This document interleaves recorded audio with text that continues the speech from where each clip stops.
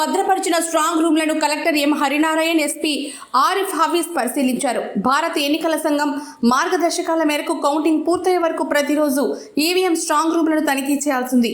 ఈ మేరకు రోజువారీ తనిఖీలో భాగంగా సోమవారం కూడా కనుపర్తిపాడులోని ప్రియదర్శిని కళాశాలలో ఈవీఎంలను భద్రపరిచిన స్ట్రాంగ్ రూమ్లను కలెక్టర్, ఎస్పీ పరిశీలించారు. అలాగే స్ట్రాంగ్ రూమ్లను సీసీటీవీల ద్వారా మానిటరింగ్ చేస్తున్న కంట్రోల్ రూమ్ను కూడా పరిశీలించారు. రాజకీయ పార్టీల ప్రతినిధులు కూడా స్ట్రాంగ్ రూమ్లను పరిశీలించేందుకు కళాశాల ప్రాంగణంలో సీసీటీవీలను కూడా ఏర్పాటు చేశారు.